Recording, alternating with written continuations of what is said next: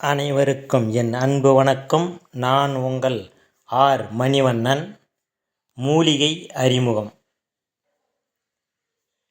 இந்த மூலிகையின் பெயர் கண்ணுப்புல்லை என்று கூறுவார்கள். ஒரு சில ஊர்களில் கண்ணுப்பூளை என்று கூறுவார்கள்.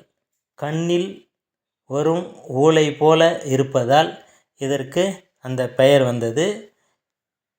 எங்கள் ஊர் கிராமங்களில் கண்ணுப்புல்லை என்று கூறுவார்கள்.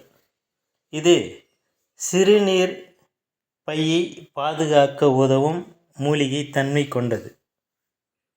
இந்த சிறுநீர் உபாதங்களை சரி செய்யக்கூடிய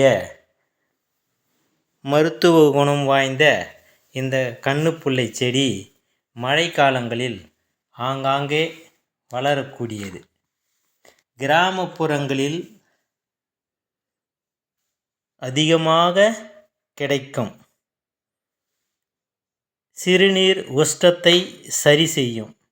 சிறுநீரகத்தில் இருக்கும் கெட்ட கிருமிகளை சரி செய்யும்.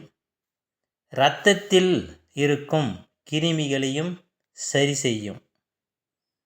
உடம்பில் உள்ள நச்சுக்களை வெளியேற்றும். சிறுநீர் தாரையில் கல் இருந்தால் அதை உடைத்து கரைத்து வெளியேற்றக்கூடிய தன்மை இந்த கண்ணுப்புல்லைக்கு உள்ளது. சிறுநீர் பாதை வழியாக சிறுநீர் வெளியேறும்போது இரத்தம் கலந்து மாதிரி போகும். அதையும் சரி செய்யும். கிராமப்புறங்களில் பொங்கல் மற்றும் விசேஷ காலங்களில் வீடுகளில் விசேஷங்கள் ஏதாவது இருந்தால் வாசலில் தோரணமாக தொங்க விடுவார்கள். இந்த கண்ணுப்பிள்ளை மற்றும் மாவிலை, பிரண்டை, வேம்பு போன்றவைகளை ஒன்றாக சேர்த்து தோரணமாக கட்டுவார்கள்.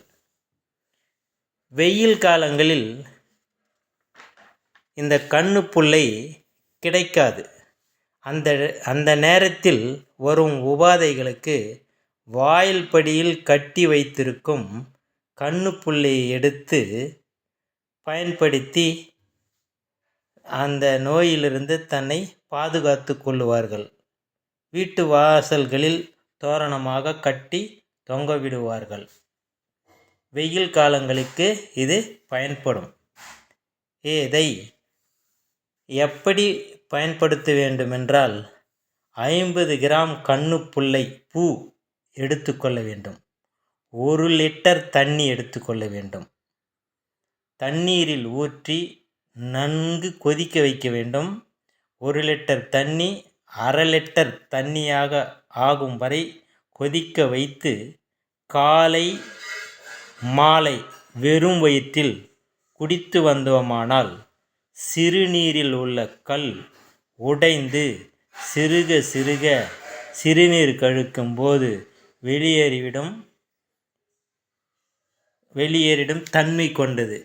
அதனால் இந்த கண்ணுப்புல்லையை அனைவரும் பயன்படுத்தி கொள்ளுமாறு கேட்டுக்கொள்ளுகிறேன். மற்றும் இதை தொட்டிகளில் வைத்து வளர்த்து வரலாம். ஏனென்றால் கிராமப்புறங்களில் ஈஸியாக கிடைக்கும். நகர்ப்புறங்களிலும் டவுன்களிலும் இது கிடைக்கிறதுக்கு கொஞ்சம் கடினமானது இருக்கும். அதனால் தொட்டிகளில் வைத்து வளர்த்தோமானால் சிறுநீர் உபாதை ஏற்படும் பொழுது இந்த கண்ணுப்புல்லை பூவை கஷாயமாக செய்து குடித்து நம்முடைய சிறுநீர் பைகளையும் சிறுநீர் வரும் பாதை வழிகளையும் நன்கு பாதுகாத்து கொள்ள வேண்டும் என்று கேட்டுக்கொள்கிறேன்.